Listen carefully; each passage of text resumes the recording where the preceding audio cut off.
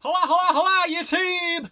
My face again. There's never been so many face videos in a row, I guess. I don't know. Oh, wait a minute. I don't have my... Hold on. Hold on here. Shit. There we go. There we go. Got my flag and my window down, so at least there's a little more natural light in here. This is a pop culture video. I actually just filmed it, but I got a call in the middle of it, and I didn't realize that getting a phone call while recording a video makes your video stop. So then I was like, oh, I'm done my video. I go and look at it. 4 minutes? What the fuck? Oh, Christ. So here we go. A few books and a few games to go. I have quit my outdoor reading. As you knew, I was reading an indoor book and an outdoor book at the same time over the summer. The pool closed a week and a half ago. The mornings are freezing. Some of the days are freezing. Been a few nice days lately, but I don't spend enough time outside now to dedicate one book to be outside and one book to be inside. So if I do go outside to read, I'm just reading one book, whether it's indoor or out. So this here was the last outdoor book of the year. Black House by Stephen King and Peter Straub. They also co-authored The Talisman, which this is a direct sequel to. And this book also relates into the Dark Tower series. I don't know how many books there are in that. Maybe there's only one, but I thought that there was more. I haven't read any of those books, actually, none of them. But I have heard things about them from people that have similar tastes to me. So I am kind of aware of them to some degree. But this book takes place in a small town on the western Wisconsin called French Landing. It's just a really small town, and they're in the middle of a crisis.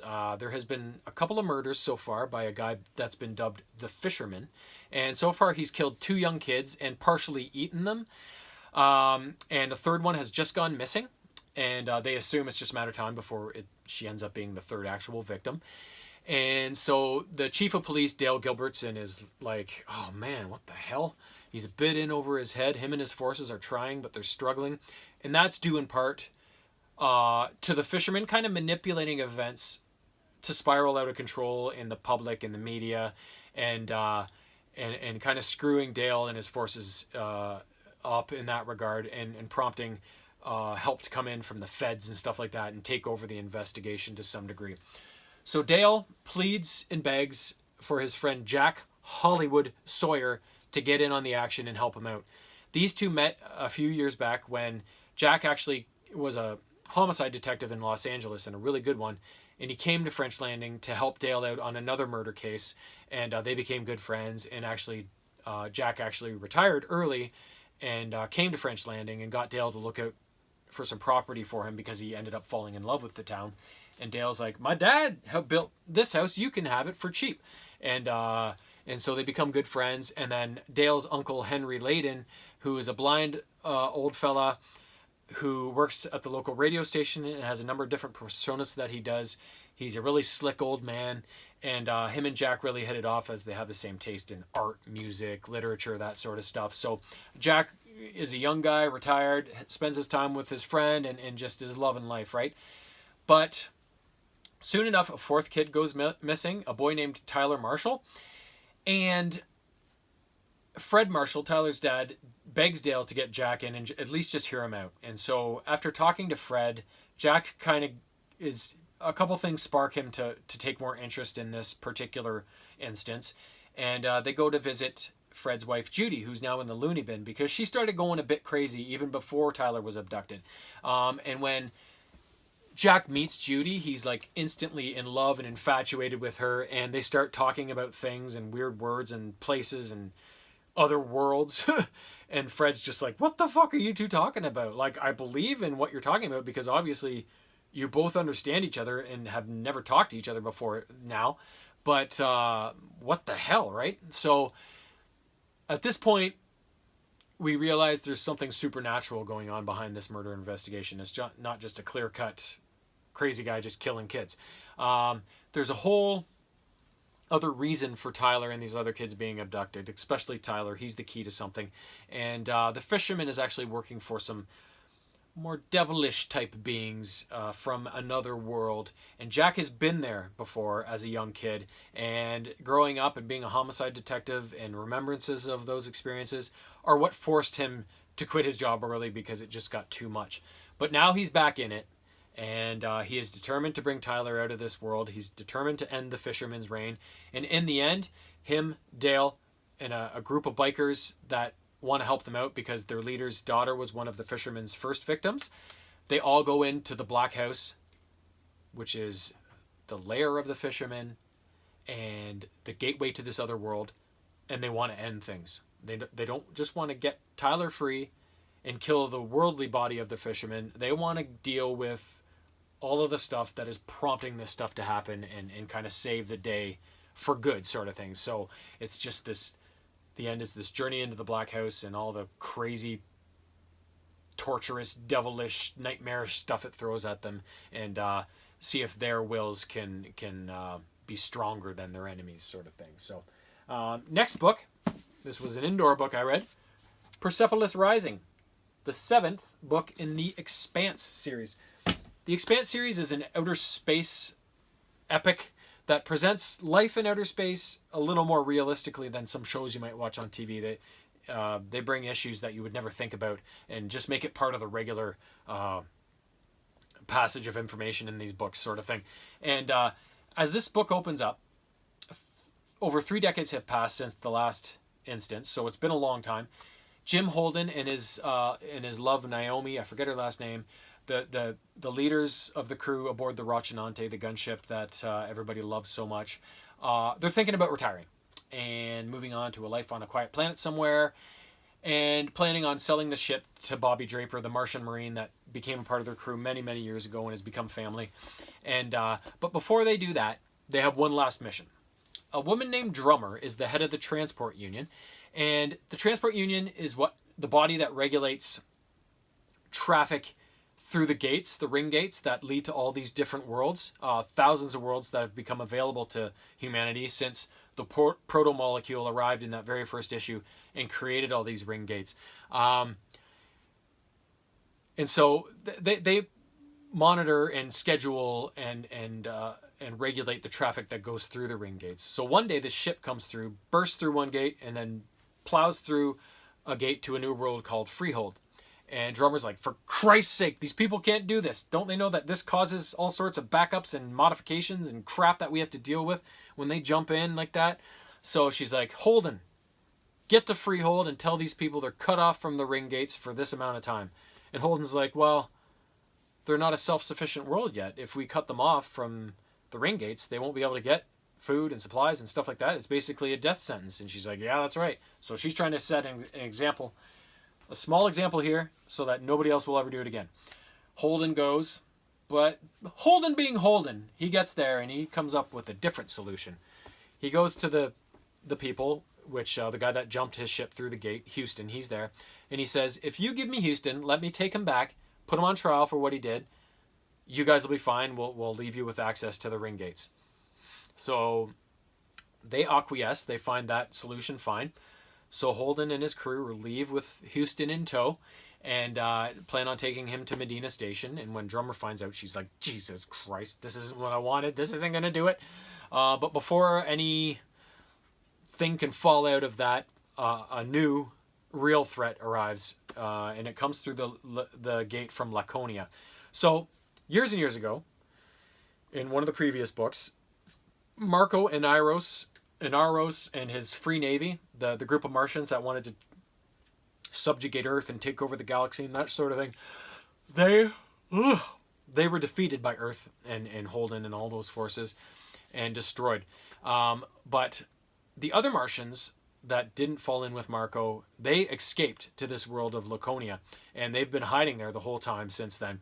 And they've obviously used proto-molecule technology to create a new fleet of ships that, when it comes through this ring gate, looks like a organic behemoth of a monstrosity. And a bunch of ships go to defend Medina Station as it approaches, and they fire on this ship, but they get obliterated. This thing seems like as soon as it takes some damage, it automatically repairs itself.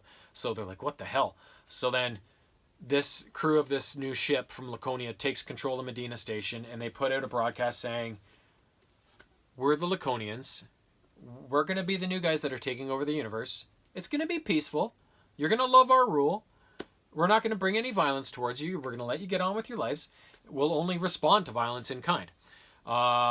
So tyranny has all sorts of different shapes and sizes and forms and that such. So nobody's fallen for this bullshit. So all of the forces of the combined Mars and Earth and all that start fighting back against this and making plans against these ships, but they just prove to be too powerful. And on Medina Station, as it is occupied by these Laconians, Holden and his crew start coming up with plans to kind of fight back against the Laconians. And in the end, they figure that, well, we can't really fight back against them. All we can do is maybe get away from them. So they come up with this last-ditch plan to just escape Medina, and all these ships leaving through different ring gates and hopefully escaping from them to places where they won't be chased. And they managed to take... the plan is successful, and they managed to take a really big prize with them. But it's kind of like Empire Strikes Back in a way, because although all these ships make it off the station and through the ring gates, in the process of events that led up to this escape, Holden actually got caught by the Laconians, and he's been shuttled directly to Laconia to talk with their High Consul about his activities. So all these people escape, but Holden has been taken captive. So it's kind of like when Han Solo got trapped in Carbonite and sent to Jabba, and the rest of the rebels escaped, right? Sort of thing. So it leaves on this big cliffhanger and stuff like that. Really good story. Crazy that it takes place 3 decades later. I really thought that was kind of that's bold to move things ahead, right? But another great story. Like, no 2 books in this series have been the same. I really like that about it. There's always a new, weird, different kind of threat coming. It's not just the same kind of thing over, just changed a little bit, right? So it's a really great series. If you haven't read it, if you like space and that sort of adventure, definitely you'll like this series. And I haven't watched the TV show, like I said, yet, but I would be interested to see how they portray this series on screen, because it is, like I said, it's really realistic. At least it sounds realistic. I don't really know much about life in space, but to me it sounds realistic, and I'd like to see that kind of grittiness on screen. So next up, another indoor book I just finished. Book 3 of Enchanted Emporium, called The Map of Passages. Map of the Passages. So this book picks up right after the second one stopped. Young Finley McPhee is attending the funeral for old lady Kumai with all of the other gentlemen of Applecross, and she was killed in the book that preceded it when she got cut up in all the events that led up to Finley facing down that green man in his little life and death game that he had to play against him to save his life. And so at the funeral, after the funeral, they're walking to the pub, and Abby, Lily, and her father Loken, who came to the funeral, she comes up to Finn, and she's his romantic interest, so that's always fun. She comes up to Finn, and she's like, Finn, I'm going to give you a gift before I go home tonight. It's a second chance watch. You can use this once and once only, and you can use it to basically go back in time and redo the events of your life for a certain period of time. And he's like, cool, puts it in his pocket and goes to the pub. Eventually, later, he's leaving the pub. He walks by McBlack's van. McBlack is a guy that they know is a little bit shady. They've had run-ins with him before. And somebody's talking to him from the inside of McBlack's van. And Finn looks inside, and all he sees is a little plant. And the plant introduces itself as McBlack's adopted daughter, Summerled, who Finley has spied before in the old McBlack castle. She's this green-skinned kind of magical creature. And she can apparently talk through plants. So she says she's got to meet Finn the next morning. She's got some stuff she really needs to tell him. And so he goes to meet her the next morning, and she says, old lady Kumai didn't have a heart attack. She was murdered.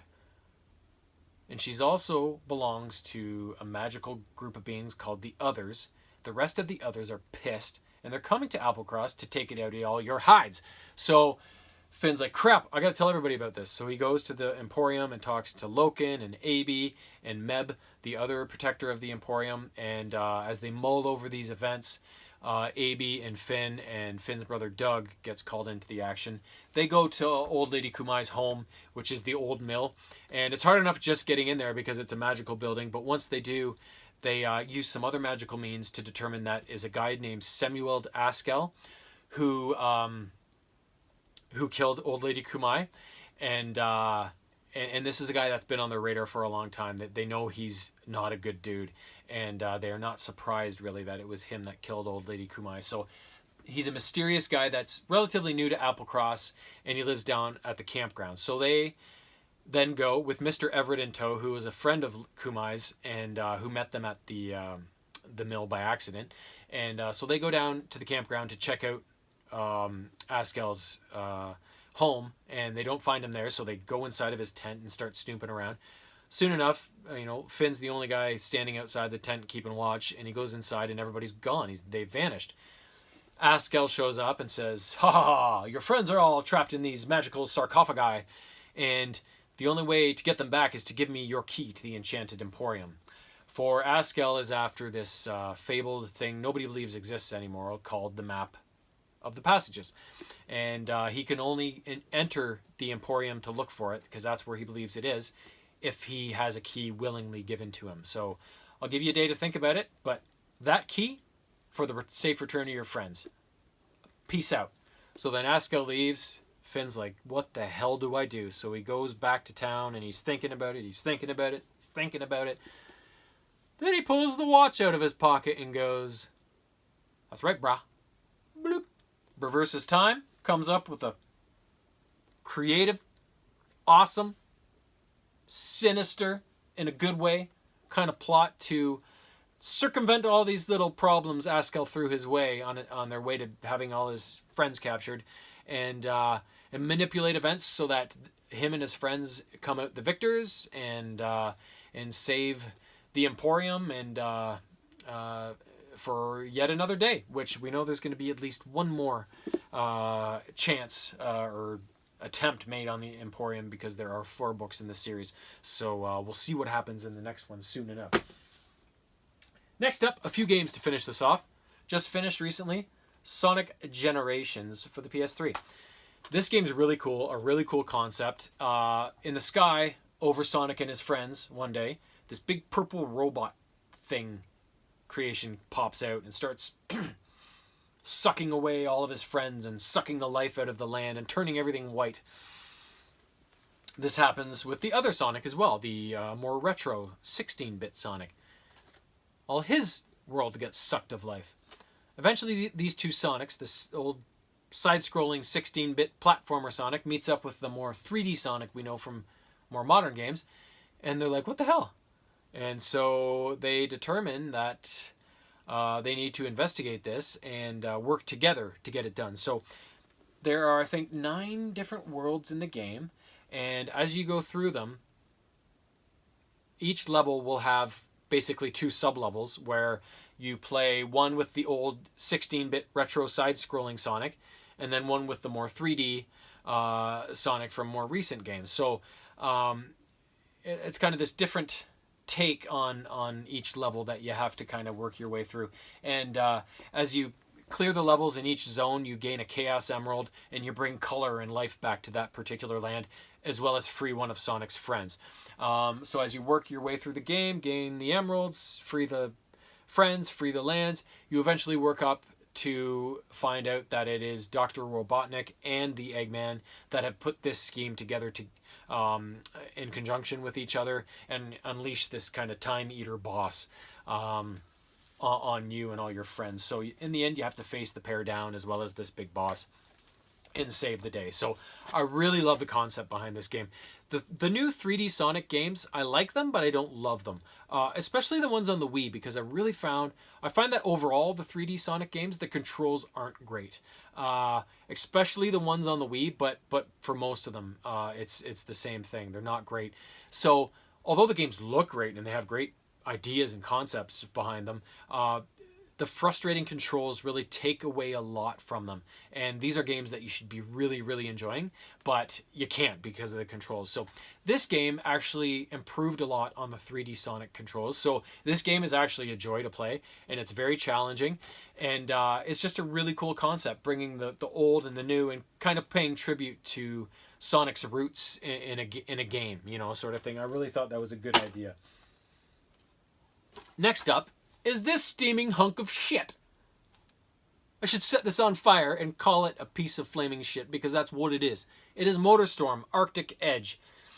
I shouldn't be so hard on it, but it's not great. MotorStorm is a fantastic series overall. The first game, I don't know the years they were released, but the first original MotorStorm game was released on the PS3 only. I played it a few months back in the earlier stages of COVID and loved it. The second game, Pacific Rift, which I actually just started a week ago after finishing this and another game, is also only on the PS3, and it's even better than the first game. It's fantastic. They've made it even better. More cars, better control, better graphics. It's outstanding.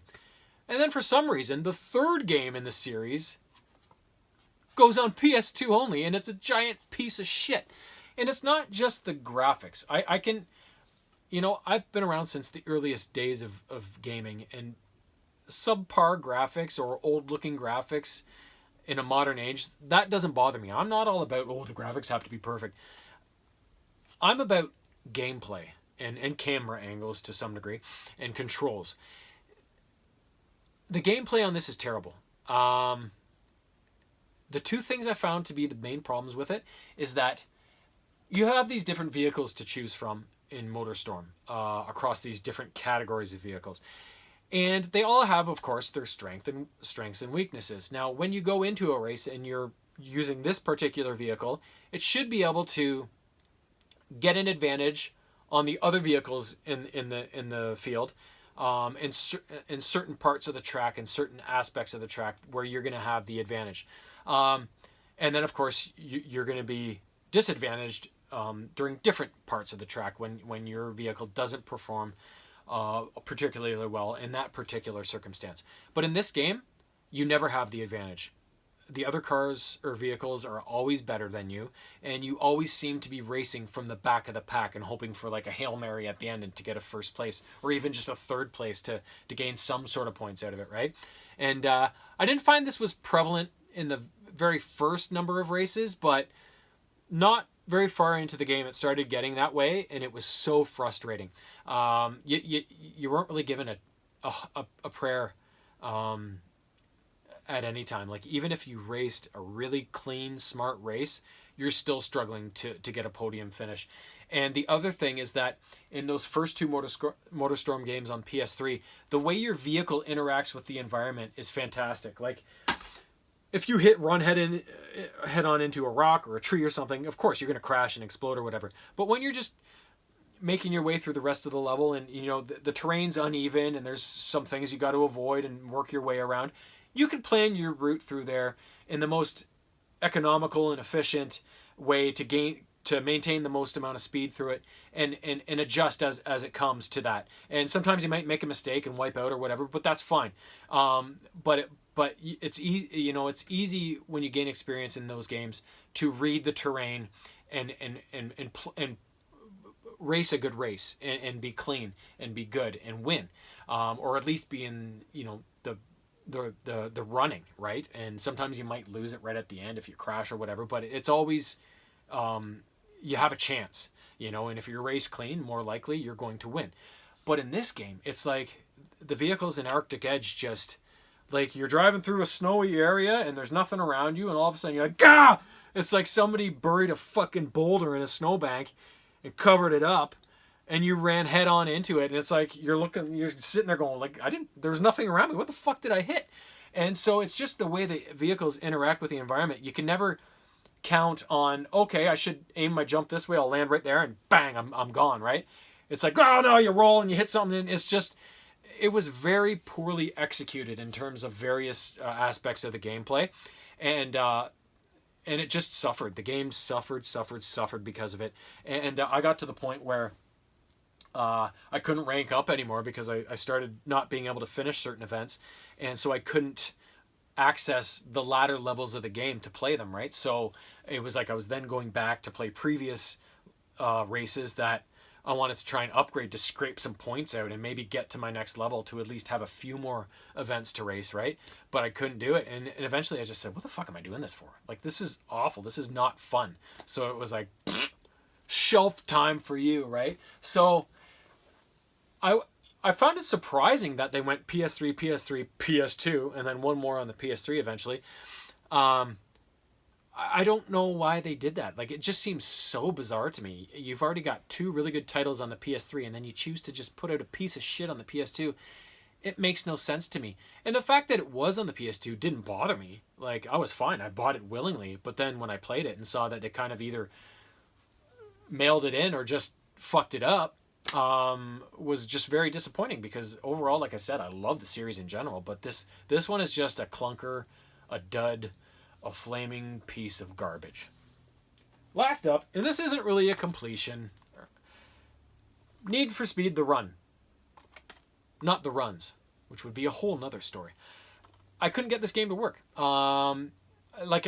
It loaded fine, the start screen came up, and I pressed start, and in these new Need for Speed games, you have these autolog servers, which they record your times and results from all your races, and then you can compare them to everybody around the world that's playing the game. And I don't give a shit about that, but it's a feature of the game, and it happens, and whatever.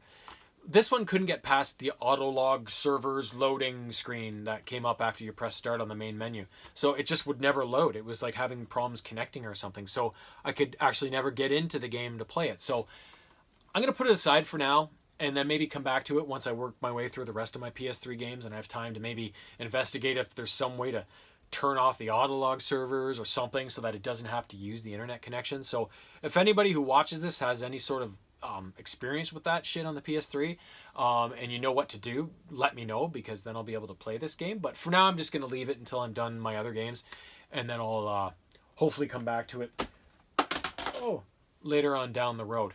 Two more things I just remembered. Oh, shit. I totally forgot. Had to go into the CD rack for this. But I also I've been listening to a couple of different discs over the last little while in heavy rotation. The first one up is Megadeth. The System Has Failed. This is their 10th album from 2004. And some of the previous discs that came before this one, like, they almost had some experimental sounds and some different looks on them. This one goes back to more of Megadeth's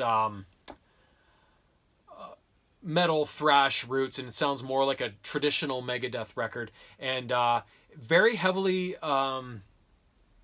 subject matter towards world security and stuff like that. There's a lot of mentions of terrorism and stuff like that, mass shootings and gun violence and stuff like that.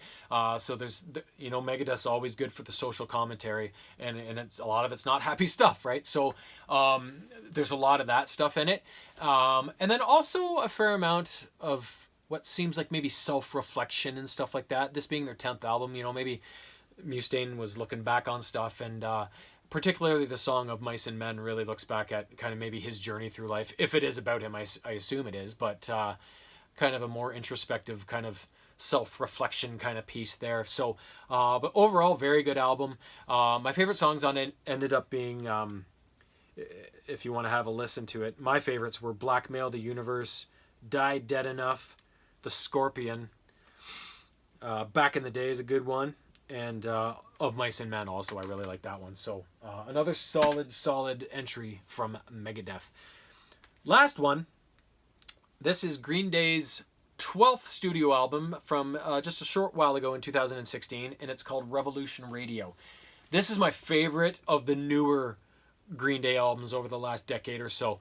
I couldn't stop listening to this thing. It's fantastic. It's, in some ways, it's kind of an evolution of Green Day's sound, kind of where they've come, how far they've come along throughout the years. But at the same time, there's some songs on it that kick back to their earliest kind of more punk roots with, really short songs that are kind of really fast paced and blasting them out sort of thing. So it's a very varied record.